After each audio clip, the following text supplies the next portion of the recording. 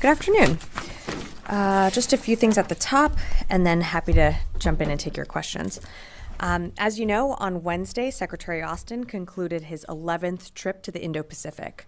With stops in Tokyo, Japan, and Manila, Philippines, the Secretary participated in a series of historic engagements as part of the Department's ongoing work to bolster our partnerships and alliances to advance a shared vision of regional peace, stability, and deterrence. Highlights from the trip included 2+2 meetings with the Secretary's Japanese and Philippine counterparts, as well as a historic first-ever trilateral ministerial meeting between the U.S., Japan, and the ROC. Additionally, the Secretary made a trip to Subic Bay in the Philippines, where he met with service members and DoD personnel hard at work strengthening our defense industrial bases like never before. The Secretary's 11th trip to the region highlighted yet again how, under the leadership of the Biden-Harris administration, the United States is delivering historic results in the Indo-Pacific.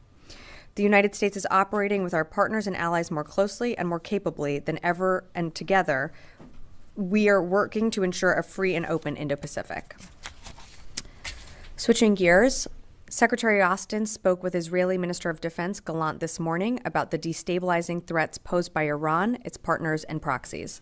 The Secretary reiterated ironclad support for Israel's security and informed the minister of additional measures to include ongoing and future defensive force posture changes that the department will take to support the defense of Israel. Secretary Austin highlighted that further escalation is not inevitable, and that all countries in the region would benefit from a de-escalation in tensions, including through completing a Gaza ceasefire and hostage release deal. He also stressed that the unprecedented scale of U.S. support for Israel since October 7th should leave Iran, Lebanese Hezbollah, and other Iranian-backed terrorist groups with no doubt about U.S. resolve.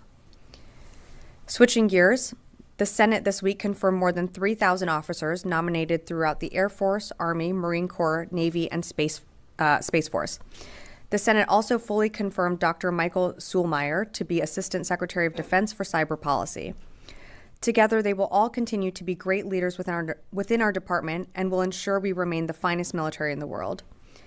The Senate Armed Services Committee also voted this week to advance Tanya Wilkinson, nominee to be Undersecretary of Defense for Intelligence and Security. We now urge the Senate to confirm all of our civilian and military nominees, waiting for action on the Senate floor.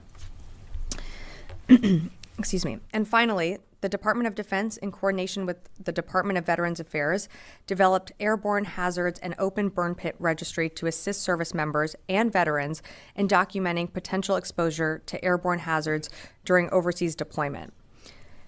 The VA announced updates to the Burn Pit Registry yesterday, and registry updates will now allow service members and veterans to provide more feedback, expand participation criteria, automatically include participants, and simplify registry requirements.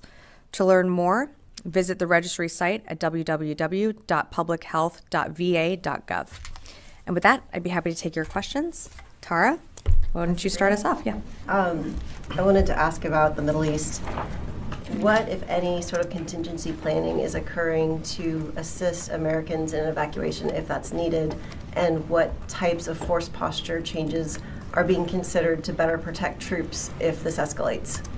I'll take the second question first. So as you know, and as we've demonstrated since October and again in April, the United States' global defense is dynamic, and the department retains the capability to deploy on short notice to meet evolving national security threats. So as a result, the Secretary will be directing multiple forthcoming force posture moves to bolster force protection for U.S. forces region-wide, to provide elevated support to the defense of Israel, and to ensure the United States is prepared to respond to this evolving crisis. In terms of what specifics that means, I don't have that for you right now. Again, that's something that the Secretary will be directing at a later time, but when we have more specifics, I'll certainly come back to you. In terms of planning measures, we are a planning organization, as I know you've heard us say before. So I'm not going to engage in hypotheticals, but of course we always have contingency plans in place. But again, just not going to go down the hypothetical route. So on the force posture changes, though, you say at a later date, are we talking, within hours, within a couple of days, by this weekend? And would these troops be being pulled from the Indo-Pacific, or are these domestic forces that would be sent? In terms of specific troops or capabilities, again, this is something that's with the Secretary, and the Secretary will be deciding. I don't have a specific timeline for you. Once we have more information, as you know, we'll certainly provide it. But at this moment, I just don't have that. Oren. I just want to be clear here. Yesterday, President Biden spoke with Prime Minister Benjamin Netanyahu and spoke of, and I quote here, new defensive U.S. military deployments. Yeah. Those haven't been ordered yet. He was speaking hypothetically yesterday, or have they been decided and ordered at this point?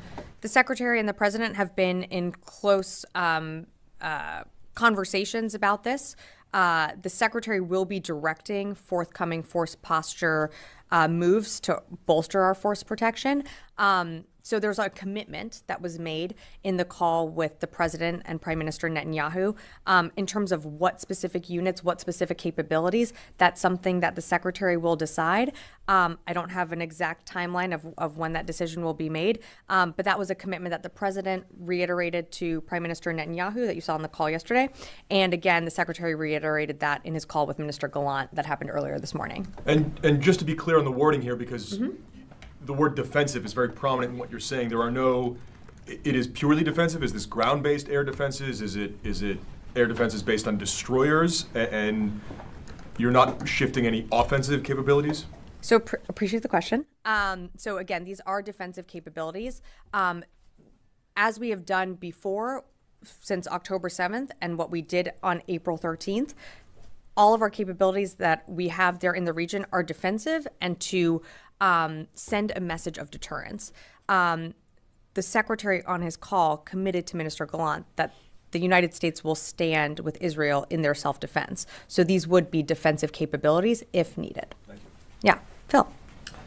Just a couple of follow-ups. I'm a little, just to be, so the Secretary has not yet decided on what capabilities to deploy, but does that mean also that he's not necessarily decided whether additional, whether there's a need for additional forces beyond what's already in the region right now? And I'm talking about additional, even if there were some troops rotating in or rotating out, additional to kind of the status quo as it stands, not the actual units. So there could be additional units that come in with additional capabilities, as those capabilities would need to be operated by additional people.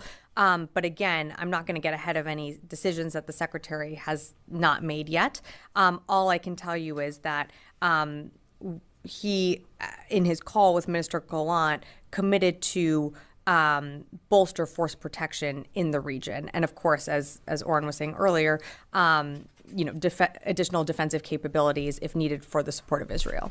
I guess what I'm just trying to understand is, does that mean a plus up or not in terms of overall U.S. forces and capabilities in the region?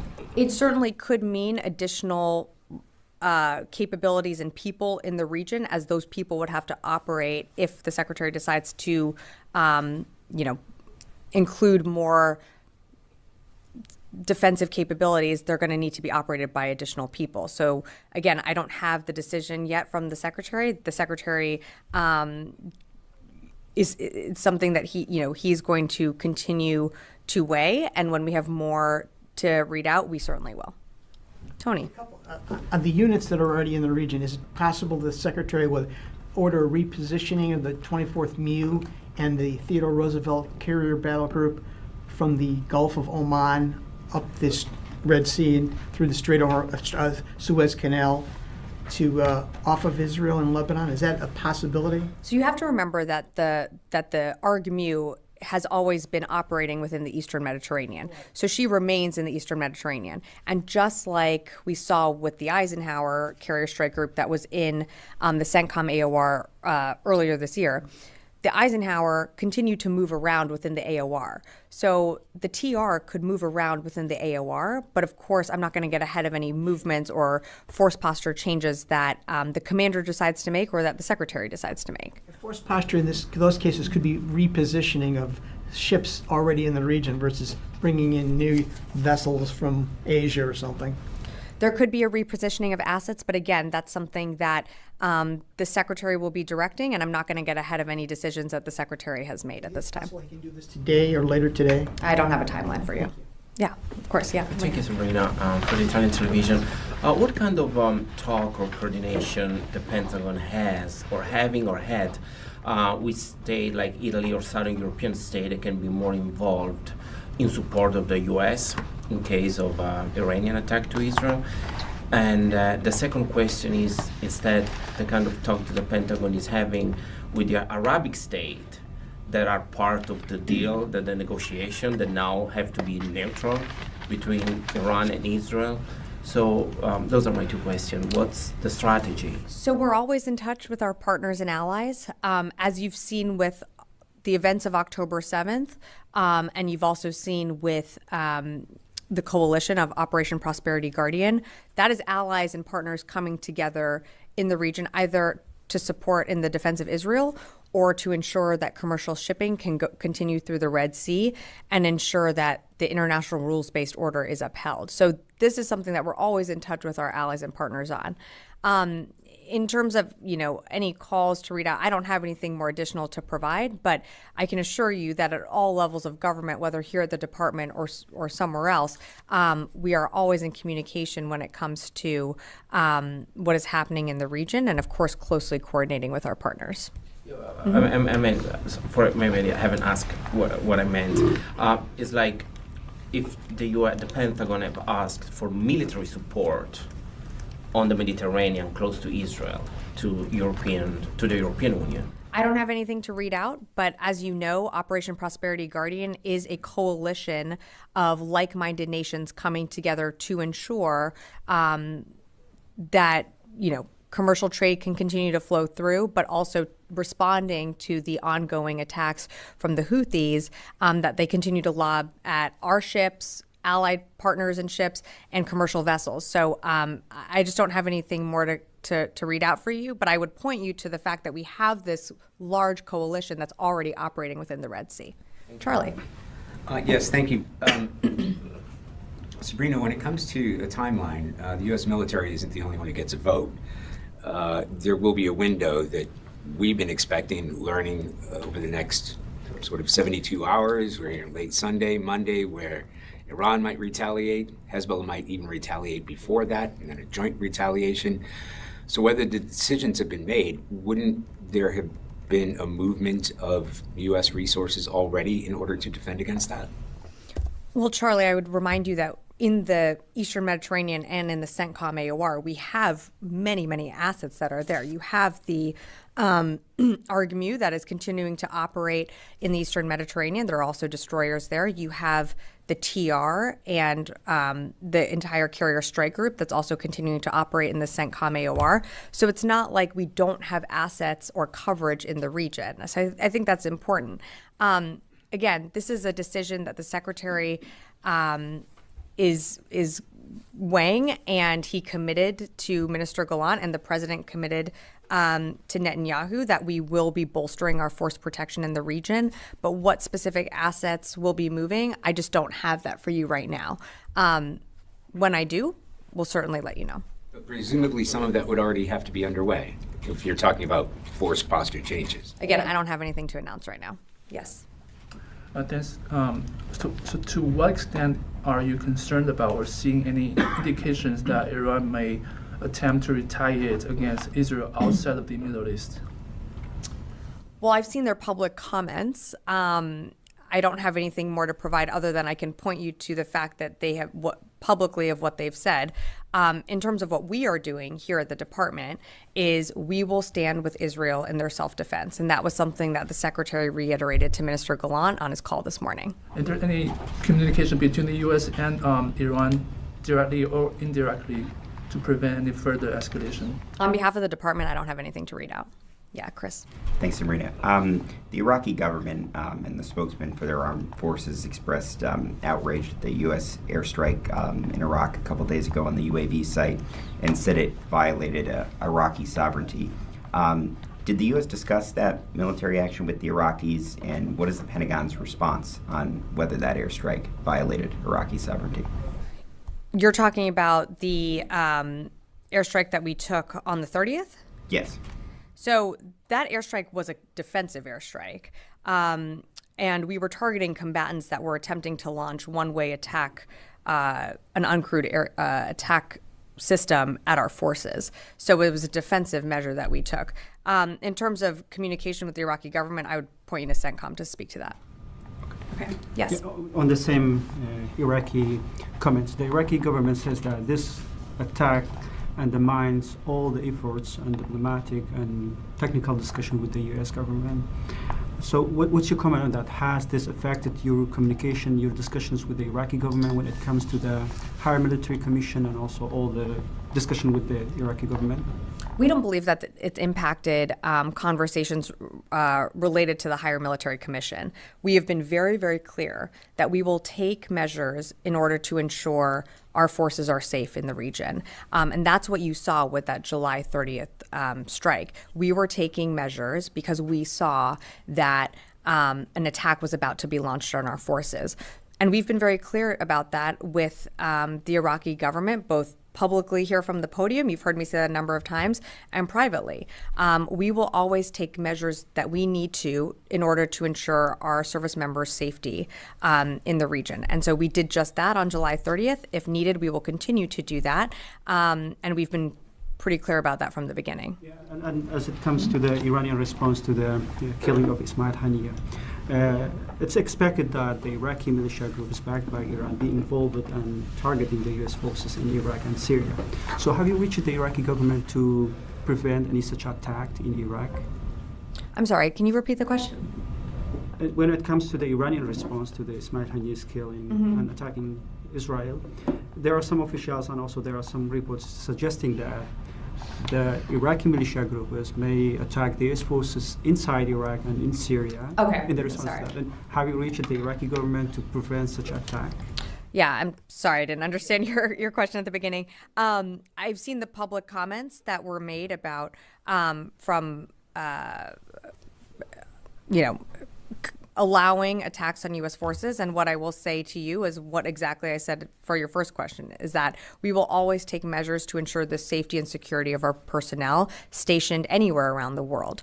I'm not going to get into hypotheticals. I'll just leave it at that. I'm going to go to the phones and then happy to come back in the room. Dan Lamoth, Washington Post. Thanks, Sabrina. Appreciate it. Made a couple checks this week, and it appears we've had no U.S. destroyers in the Red Sea for several days at a pretty dynamic time. Can you explain that decision? Is there something going on there? In light of the Houthi attack that caught me by surprise. Thanks. Thanks, Dan, for your question. In terms of movements within the Red Sea and positions of different ships, I'd really direct you to CENTCOM to speak to that. As you know, they put out almost daily updates of engagements that they have done, either shooting down incoming missiles that are coming from Houthi-controlled areas in Yemen, or other engagements. But I would remind you that just because a U.S. ship is not in the Red Sea does not mean that you don't have other coalition ships part of Operation Prosperity Guardian in the Red Sea and continuing to engage in attacks coming from Houthi-controlled areas. I will take another one from the phone. Jeff Shogel, Task and Purpose. Thank you. Have any units been placed on prepared to deploy orders in light of the situation with Israel and Iran and Hezbollah? And also, there were 2 non-combat deaths in Iraq. Does OSD have any information about what happened? Thanks, Jeff, for your question. So I would direct you to the Army to speak more to those non-combat deaths that you referenced. So I just don't have more for you at this time. In terms of any units placed on PTDO orders, again, as I mentioned, the Secretary spoke with Minister Gallant earlier today. He is going to make we are going to make a decision on ongoing and future defensive force posture changes. I'm not aware that any units have been put on PTDO orders at this time. And when we have more to provide, we certainly will. I'll come back in the room. Yeah, Janie. Thank you, I'll come back Sabrina. Couple questions. South Korea's defense minister said recently there was a possibility that North Korea would conduct its seventh nuclear test before or after the U.S. presidential election. What do you think about the possibility of North Korea interfering in the U.S. presidential election? Well, Janie, as we've mentioned before, those tests are extremely destabilizing to the region, and we want to see a denuclearization of the Korean Peninsula. On the Secretary's trip to the Indo-Pacific, as I mentioned at the top, he held a historic trilateral meeting in Tokyo with the Minister of Defense from Korea and the Japanese foreign minister. And of course, something that came up was the DPRK's continued destabilizing actions. And this was a large topic of conversation throughout the week. It's something that we're going to continue to monitor. It's something that we'll always work with our ROC and Japanese allies on and coordinating on. But any tests like that are incredibly destabilizing to the region, and we'll continue to monitor. Okay, one more last quick. Bipin Narang, acting assistant to Secretary for Space Policy, recently said that if North Korea, China, Russia do not change their nuclear trajectories, the scale of the U.S. nuclear posture must be changed, adjusted. Do you think it is possible to increase nuclear assets in South Korea? No. No, I would, sorry, I shouldn't have been so direct. I haven't seen all of his comments. Certainly what we want to see is a denuclearization of the Korean Peninsula. The Secretary, while in Tokyo, made a number of announcements that I'm sure you're tracking on the upgrade of U.S. Forces Japan to a unified command. Beyond that, I don't have any more announcements. And I'm sorry, I just haven't seen some of those comments, so I don't have more to add at this time. In the back, yeah. Yes, thank you. You noted that in his conversation with Defense Minister Gallant, Secretary Austin expressed concern about the dangers of escalation. Mm-hmm. Did he also speak to Gallant or warn Israel about the dangers of escalating the conflict should Iran retaliate, prompting a large-scale Israeli retaliation or strike on Iran? Is that something that was discussed, and if so, how? Yeah, so we'll have a readout later today of their call. I'm not really going to go beyond what I said at the top, other than to emphasize that the Secretary highlighted that escalation is not inevitable and that all countries in the region would benefit from de-escalation. And I'll leave it at that. If I could just follow Sure. up. You noted again that the Secretary talked about the dangers of escalation. President Biden said that the assassination of Hania was not helpful to the ceasefire negotiation process. Doesn't this bolstering of defense for Israel represent a kind of reward to Israel for destabilizing that very process that both the Secretary and the President are saying they want to continue? No, I'd respectfully push back on that. What we are doing to bolster our capabilities is in the defense of Israel and by nature is defensive. So no, I wouldn't say that it escalates tension. In fact, some of the decisions that the Secretary has made since October 7th, you might remember we moved the Ford, the USS Ford Carrier Strike Group to the Eastern Med on October 8th. We moved the Ike soon thereafter to the CENTCOM AOR. These were all to project a message of deterrence. We certainly do not want to see this spread out to a wider regional conflict. We don't believe it has right now. We're going to continue to urge for de-escalation. And the best way for that to happen is for this ceasefire deal to come through. And so we can get American hostages out as well. But we believe that that would be the best way to de-escalate and, further lower tensions in the region. Louis, sorry, I thought I saw you over there. Two questions. Sure. You noted that the commitment has been made by the President and by the Secretary. What is triggering those commitments? I think you can point to events that have happened in the past week. Again, we don't want to see an escalation. We want to see things to de-escalate. And because of that, we are committing defensive capabilities to the region that I don't have an announcement of what those will be, but when we do, we will certainly read those out.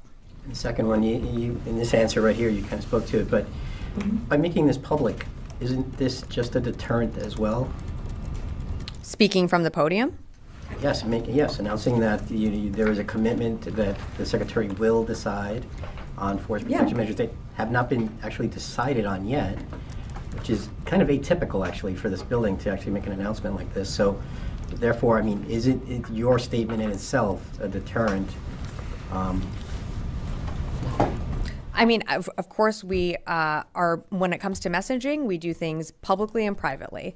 So public messaging, we're very clear about the defensive capabilities that we are committing to the region and that we are going to bolster them because we don't want to see tensions continue to rise. We want to see a de-escalation. So if someone is watching this briefing overseas, I think we are being very direct in our messaging that certainly we don't want to see heightened tensions, and we do believe there is an off-ramp here, and that is that ceasefire deal. Once that comes through and once hostages are released, that's what we really want to see here. And we've said it from the beginning on, the next day following October 7th is we don't want to see a wider regional conflict. We don't believe we are there, and that's partly because we moved assets to the region that do project power and that also, I think, send a very strong message of deterrence. I'm going to go to the phones and then happy to come back over here. Howard Altman, Warzone. Thanks, Sabrina. Can you confirm that the Air Force is going to be sending additional combat aircraft to the region in response to all this? And what kind of airframes? Can you tell me? Yeah, thanks, Howard, for the question. I cannot at this time. Sam Legrone, USNI.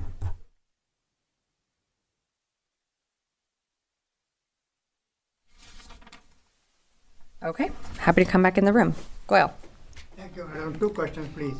One, this was the first time that Secretary, there was an interaction between US and India, but Secretary met not the Defense Minister of India, but the Foreign Minister of India, Mr. Jaishankar. And this was the first meeting after Prime Minister Modi visited Moscow. So what was discussed between the two about this meeting the foreign minister, not the defense minister of India? I think that question is better directed for the State Department. Secretary Blinken held that meeting. It was a quad meeting, so I direct you to the State Department to speak more to that.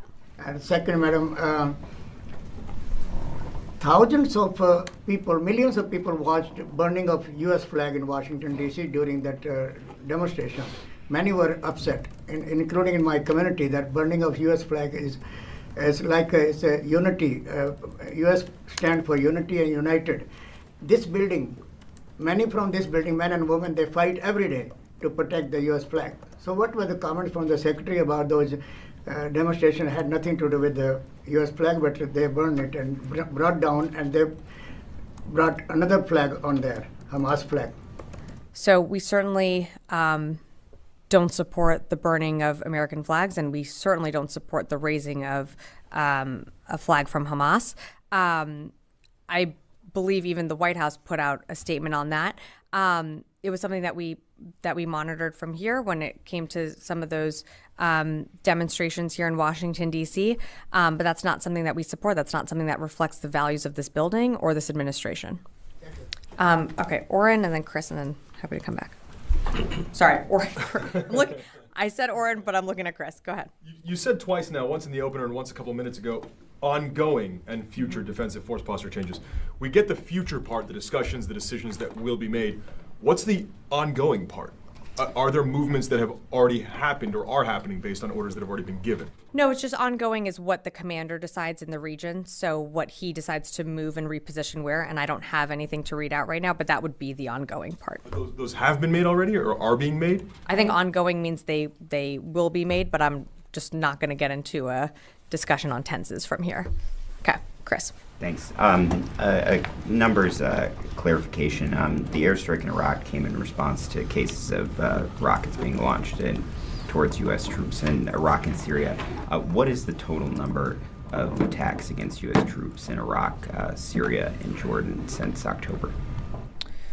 So, I mean, Chris, just one correction here. not so much a response, but we saw forces assembling to attack U.S. forces in Iraq, and or U.S. forces in the region, and so we took defensive action. So I think it's important to remember that's not necessarily in response. We do have a right to respond and protect our forces anywhere around the world. In terms of attacks on U.S. forces in total, you're talking about from the very beginning? 160, 170, what's the I believe number? it's over 180, but again, that was from October 17th from last year. And, since I think January or February, we did see a slowdown of attacks. We saw one in April, and then again, we saw a long period of pause. And that's what we want to continue to see. We do not, again, and I know I've said this and you'll probably hate me for saying it again, but I'll just do it anyways. We do not want a regional war. We do not see this spilling out into a larger regional conflict, but we will take action to protect our forces anywhere in the world. Answer. Okay, great. Phil, and then last one over here. On the Iraq strike, I understand that you've explained that it was a defensive strike and that these forces were preparing to attack U.S. troops. Yeah. Do you think the timing of the strike was interpreted by Iran and others as part of the series of activities in the region at that time? The strike or the attack in Tehran and the other in Damascus, and then the strike in Iraq. Do you think that they were interpreted as being a joint operation? And what would you say to people who would make that? No, I wouldn't interpret it as a joint operation at all. I would say that the action that we took is similar to the actions that we've taken from when we started getting attacked on October 17th. We will always take action that ensures the safety and security of our personnel. And we've done that from the very beginning. What we saw was combatants attempting to launch a UAS system. And so CENTCOM forces took action so that our forces were not hurt or injured if that attack had been able to launch. But no, I would not read into any type of coordination. I would say that this is something that we've done time and time again, and we will do if we need to at any time. Last question. Oh, and we got Jared, and then that's really last question. My previous question. Is the Pentagon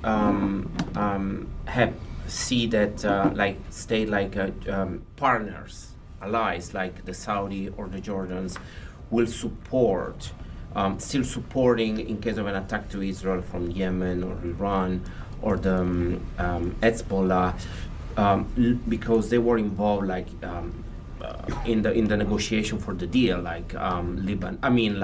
Jordan, the Saudi, they helped in the deal with Gaza. Now that the leader has been killed, are they going to be neutral in your opinion, or are they going to support Israel in case of an attack? What the Pentagon is...